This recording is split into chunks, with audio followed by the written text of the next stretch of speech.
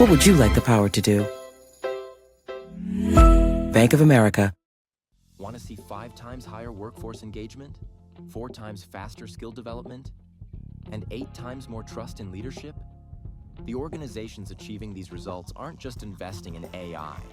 They're creating 4 conditions where co-learning between people and AI thrives. They lead with curiosity and creativity, build learning into daily work, reinforce with trust, and fit AI into how people work. Explore the full research to get started.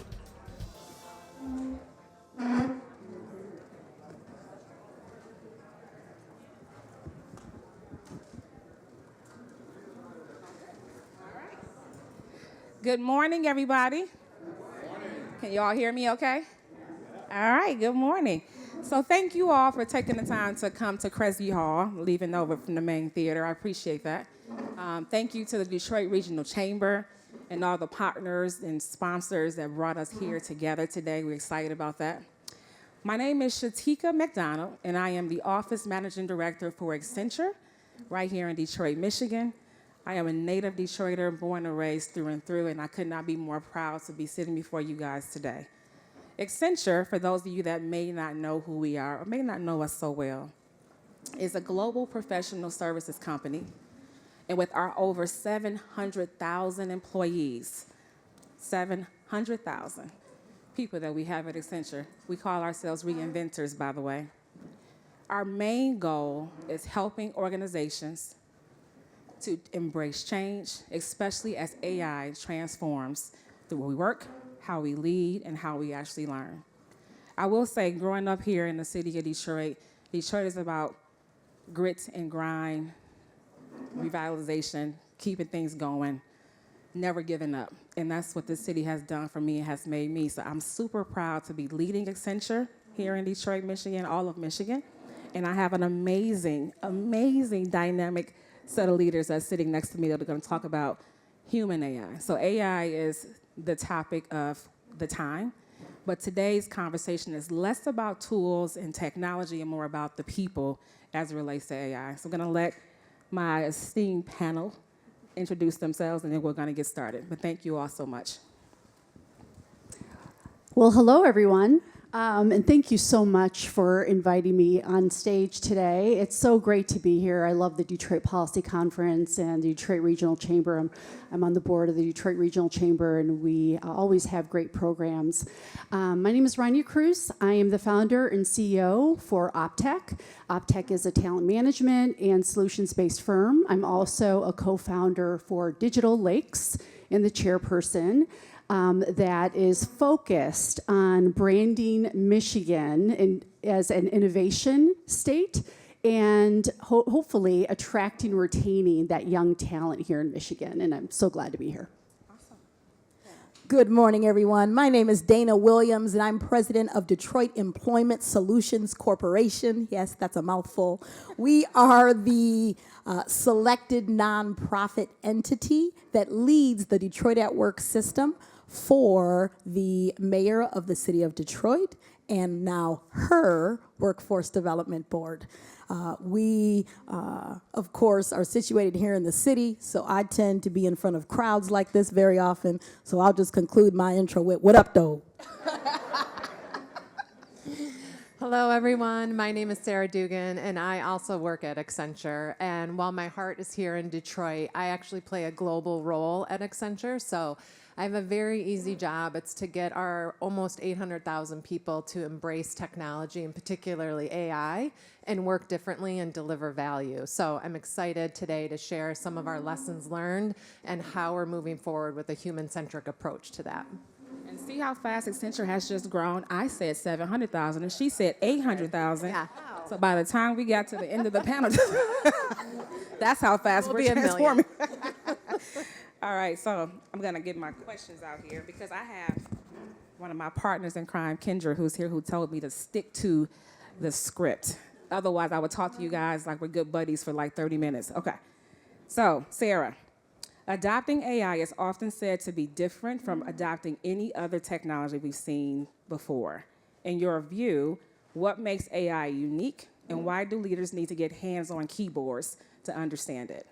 Yeah, there's a lot of things I think that make AI technology unique. I mean, it's like no other technology we've seen before. It's not another system implementation. It fundamentally changes the way our people work and how they feel about their work. And so when we think about it at Accenture, a lot of what we see is that with agentic AI and generative AI in particularly, when it's generating content, when it's making decisions, it brings to bear questions around trust and governance and authority, things that we haven't had to think about in the past.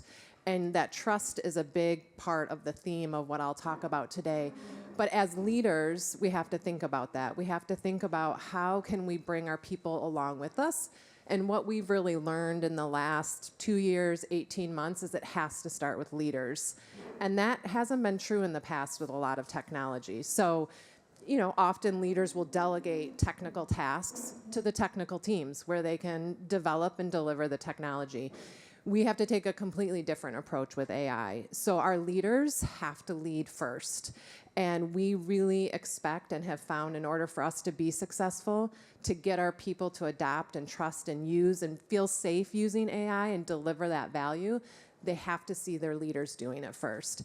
And that's much more than just talking about it. It's actually using it. So the hands-on keyboard, we have really found to be significantly the game changer for us. And to be fair, in the past, we would never roll a technology out to leaders first. We would test it, we would use it, we would make sure it's very, very ready to go. And we do the opposite now. So a great example is when we were rolling out M365 Copilot, our CEO, Julie Sweet, said, the first people to use this will be the top 300 leaders of our company. That made us all a little nervous, but that's what we did. And we have really found that the leaders being the champions and adopting the AI technology first is the difference. It's hard to trust a technology when you don't understand the technology. And all AI technology really requires a layer of trust. So for us, we really focus on our leaders being the first. And it's not just talking about it, it's actually using it. That's right. And I will also say to you guys, as a leader in the firm and leading our footprint here in Detroit and our clients here, that's the conversation we're having with our clients today, that it's not okay for you just to put the AI in and say, okay, go do and go figure it out.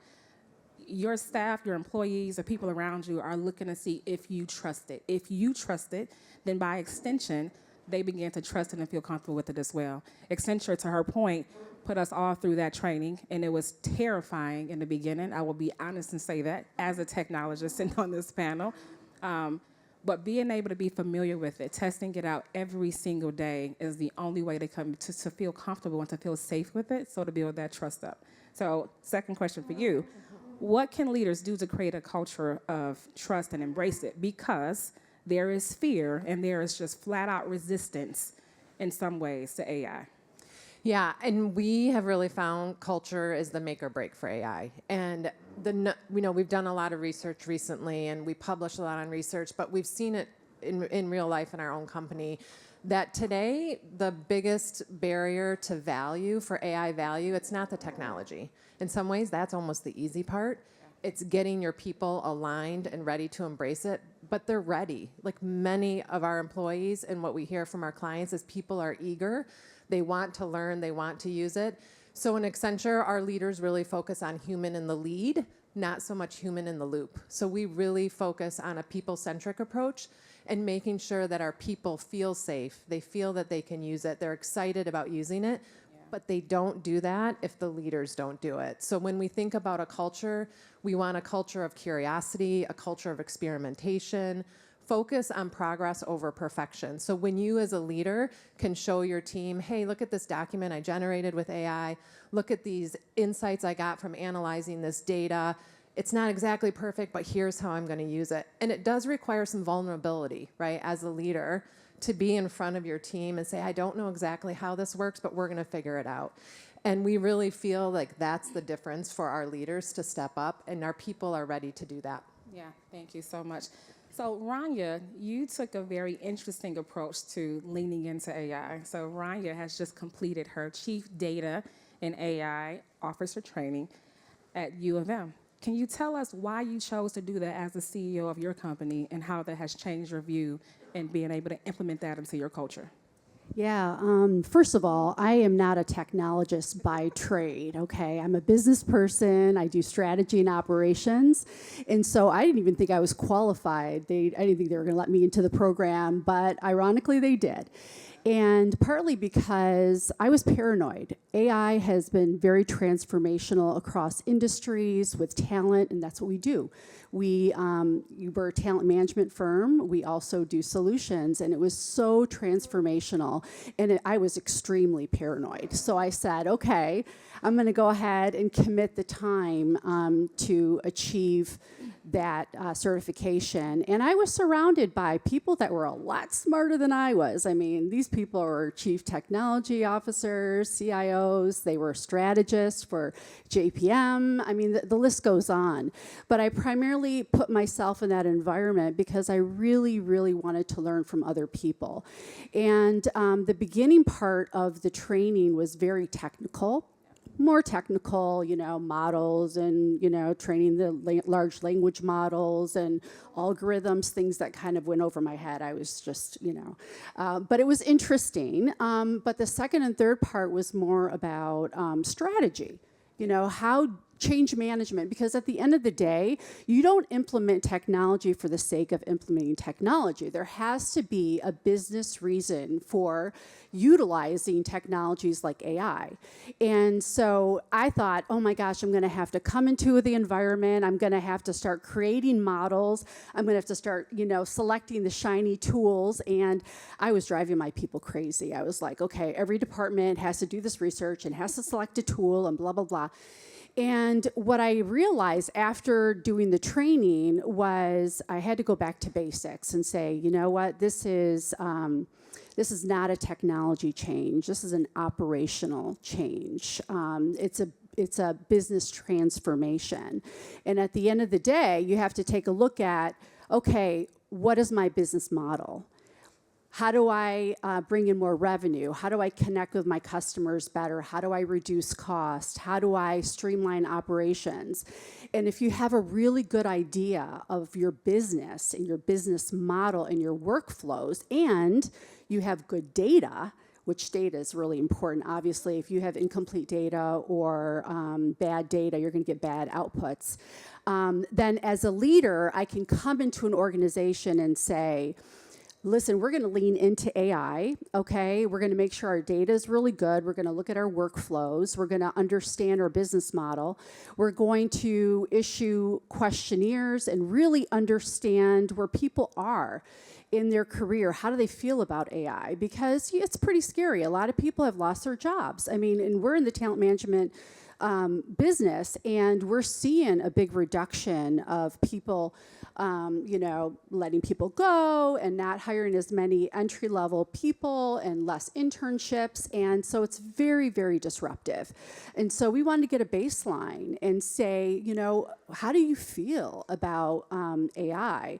Do you experiment with it every day? Are you scared of it? Are you afraid you're going to lose your job? And then from that, we obtained a baseline. And then we were like, wow, we really identified some champions in different departments where we could lean on them. So I kind of did a pivot and said, okay, instead of me thinking that I had to create all these models and AI agents, all of a sudden now I can look and say, okay, this is our business model. It's going to be transformational. Let's identify the people. Let's make them champions. Let's bring them along this journey with us by providing them training and guardrails, because obviously you don't want to have all your personal data out there. So you have to make sure that people feel safe to experiment. Lori, we're done. So, no, I appreciate that. No, that's actually really good. I mean, and to be able to hear that from, a CEO's perspective and the way you're going about doing it, getting hands-on keyboards. And you brought up the thing that all of us are thinking. AI is very scary for most people because they think AI and they think job reduction. That is just where we are. And the reality is AI is meant truly to be able to unlock the talent, unlock the potential of talent that you already have. So think of it more as a coworker or an extension of what you do, an extension of who you are in your actual company. And not so much as the fear, but the CEOs and the vulnerability and the transparency builds that trust. Dana, let me get you into the conversation. So DESC, that's what we just said on the paper here, okay, is doing some of the most innovative workforce work in the country. Can you talk to us about what that work is and how AI is shaping your business culture today? So we all know, especially following the pandemic, that our most vulnerable residents in the city are still extremely disconnected and ill exposed to the required technological skills that are going to be a foundation and a baseline for getting almost any job here in the city. And so the Detroit at Work system, overall, we serve annually about 80,000 Detroiters. Now, they're going to touch us in different ways. Top level, they just might come into one of our career centers and utilize a computer to either apply for a job or do some research. Next level down is there's about 30,000 Detroiters who actually have a conversation with one of our career coaches to get some insights. Another 10,000 of those folks are the folks that need a lot of help. They're extremely disconnected from school, from work, from skills, and sometimes even from basic needs. So to think about, I don't even know where I'm gonna live or what to eat, but I gotta learn a new technological skill is scary for a lot of people. And through actually recent investment of the American Rescue Plan dollars, we executed a program that was called Jumpstart. And it was intended to touch the most vulnerable residents in our city, those who'd been disconnected from work and school for at least a year. And our experience, the folks that came through our doors, those folks were disconnected from those things for 3 years or more. So they're truly living day to day in a poverty state, very tough. So we learned a lot about how we get them the foundational skills just to be able to apply for a job and go to school. One of the things that we did, thanks to a grant from Rocket, if anybody's in the room, and they're extending those dollars further into our system, we're embedding digital coordinators into all of our career centers so that folks will have a touch point and an actual kind of instructor and exposure to someone who can talk to them about the baseline of technological skills. What I've realized, and I'm going to tell my age a little bit, is that just as Sarah was saying, technology is really more about experiences and culture than it is about a skill. I can remember when my mother, who taught at DPS for 30 years, brought home our first computer. And it sat in our house. And so you learn this is a mouse. Typically, file and home and edit are in the top left. The power button is usually on the bottom right of the monitor. Those are things that we all now take for granted, that if you've never actually even exposed yourself to computer systems, you don't know what that is. I know to look for the 3 dots somewhere. That's a menu, right? So those kinds of basic things are what we're trying to build into the skills of Detroiters so that they can come into businesses represented like those of you who are here and at least know how to get the foundation done. What we're finding is that no matter the job, there is a technological component. So I don't care if you're a material handler for an automotive supplier, you've got to enter part numbers, you've got to track manifests, you have to understand some things. And so those used to be the jobs where you could do with a high school diploma. Now everything is almost high school diploma plus. And so we certainly help Detroiters on that high school track, but also our focus is on, okay, what's your post-secondary plan? And if you're coming to us after having some challenges in life, you bumped your head a few times, we're still going to be focused on that so that you've got baseline skills to be able to move forward. We're also structured around a target industry system. So every year we go out and say, what are the industries and the jobs that are going to be best for Detroiters? And so one of those is certainly IT. And IT isn't a company. IT is a skill in almost every single organization that's existing in our city. So we focus a lot on skill building in those areas so that they can have, again, that baseline information to be able to move forward. When I first started, those IT jobs were help desk. And then they moved on to everybody do software development. And now it's AI. Right? And which we're learning is those other two things are really just baselines to be able to do the creative technological tool creation of AI and other things. And so there's a lot of ways that we're embedding these skills for Detroiters, but what we're really focusing on is technology skills at the baseline so that they can do all of the things and interact with tools like Copilot and Claude and ChatGPT as they learn more and more. Last thing I'll just close out with, I was doing a little bit of research before we got on this panel, and interestingly enough, the youngest generation that is working today has the most reticence about using AI. Gen Z, they're scared of it. Those of us who are millennials, and I'll say above, we've been through enough technological and economic changes to where we're used to it, right? Again, I remember the first time I created a chat in AOL. Again, I'm telling my age. Floppy disk. I remember the Floppy disk. Absolutely. Yep. And we've been through enough economic terms that this doesn't scare us. But just as you all are thinking about the way that you're rolling out technology in your organizations, keep that in mind, because they don't trust government, and they don't necessarily trust you as a company. And so this technology feels a little bit scary. So we're trying to keep that in mind as well as we teach people about the tools that are available to them. Awesome. I appreciate that so much. So in the audience, and you probably can't see it here in the room, but for you all that's in the audience today, how many of you guys are using AI in any capacity in your day-to-day? So it's about 100 people in this room, and I want to say probably 90% of this room raised their hands. How many of you that raise your hands are afraid of AI? So we got about 5 courageous people that talks about some of the fears that come with it. Here's why I asked that question. The reality is AI was smarter today than it is yesterday. Yesterday, it's growing and it's learning so much and so fast. So whatever we knew about AI yesterday is different today. It's continuing to learn. So the reality is a big part of this whole discussion for us today is continuous learning is important. Every single day you should be doing something that touches AI, that involves AI, that helps you make decisions with AI and collaborate with it, but not to be afraid of it. The reality is we're in the change. This has already happened, and so we have the opportunity to lean in and be able to lead and guide because we are the leaders. We do know the industries and we know the businesses and the organizations and communities. So who better than us to be able to do that? But if we can't show that we trusted enough to fail and stumble and experiment, they're not going to do it. And by the way, the Gen Zers will take our jobs. That's what will end up happening. And the good thing is they don't have that debt that we have in terms of knowing so much that we know. They are completely liberated and radical and free to go and test and learn. So I would encourage you guys to pull them in fast and often because they may have better ideas on how to take a process that may take 40 steps, completely rethink it.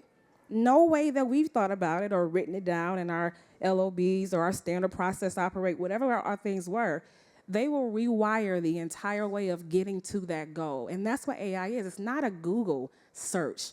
It is helping you think differently and unlock how we can do something different, faster, and better. Decision making. It's almost productivity compression is what I would say it actually is. So with that being said, Sarah, there's how many of us at Accenture now? I mean, we might be up to 900,000, maybe 1 million at this point.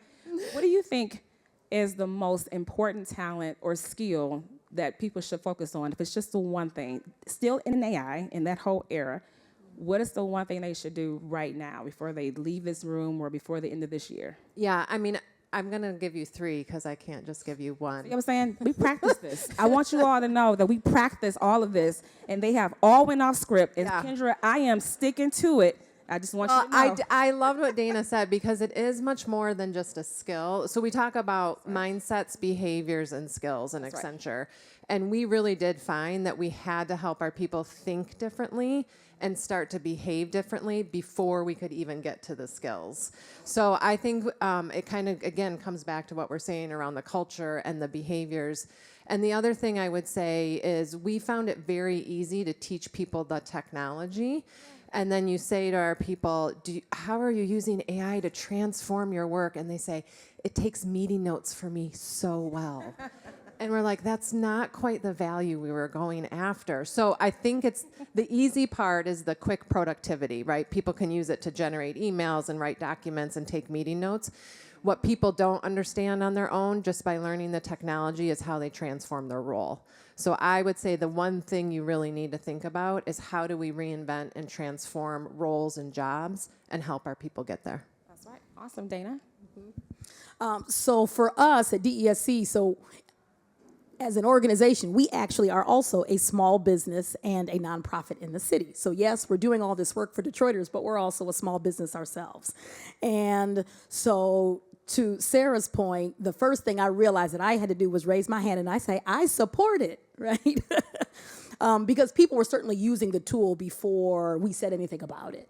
And so there, as a leader, I think that is the key, is to just say, I support it, and then to follow that up very quickly with, and I support it in the right way, and establishing a set of guidelines that at least, even if you haven't gotten into the work transformation part, at least helps us understand how we should be using it and what we shouldn't be using it for. For us, we have very sensitive customer data information. So like, don't put people's social security numbers in AI. Nope. And there are things like that that folks might not actually think about until we tell them. So I think those two things, right? Starting at the top and then certainly establishing some early guidelines, even if we haven't done anything else. Ryan, can you answer the question too? But also, Ryan and I have the opportunity to sit on the same board. Well, she's the board chair of Digital Lakes, and the mission of that is being able to retain talent here in Michigan. I want you to answer the question around what skill you believe we need to go after and focus on. Well, how would you say it to an actual student that's getting ready to graduate and go into the workforce? Gosh, I get this question all the time. Could have gave me a little bit of. I thought it was a good question. No. It's a really good question because a lot of students are coming out of school and they're really having a difficult time finding jobs. Yeah. And obviously, AI has been very disruptive. So I would have to say that you have to be a lifelong learner. I mean, you have to be open to change, and you need to develop your critical thinking skills. You need those thinking skills, that creativity. You need to definitely practice that.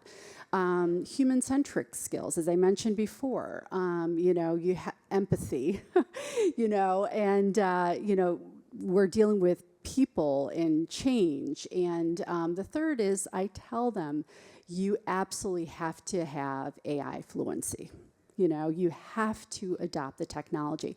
And it's really funny because I was looking at, LinkedIn, Instagram, I don't even know, where they go, the 28 days of, doing all this different, these different steps and learn all these different AI tools. And I haven't done that. But, it's so important, no matter what generation you are, that you constantly learn new things. And by the way, things that come out of AI aren't always correct. So you can't take it at face value. I mean, there's hallucinations. I mentioned earlier that if the data is bad or incomplete, or if you're not prompting properly, you're not going to get the right output. So you just can't take it for face value. You have to be able to question it and, make sure you get to the right source and validate it. And so those are going to be really important skills for these students. I agree. I would say to you, you brought the word up, prompting, right? Because that's how most of us are engaging with AI today. And I would say contextual prompting is probably what I would say is really important, because you have to give it the context. You have to tell it, I'm sitting in a room full of 80 or 100 amazing leaders, and I really want to leave this session and go start a business based on what I just talked about. You got to give it the context. What is the thing? What is the environment? What am I trying to be able to get after? So when you're prompting, it's not Google searching. It is prompting. And I think right now, becoming a contextual prompt engineer is a really good way to learn how to do the business. You mentioned learn and continuous learning. Accenture also has a program that we have. There's 500,000 of us that have went through being trained and certified in agentic AI. I know how to build agents, and I literally have a finance degree.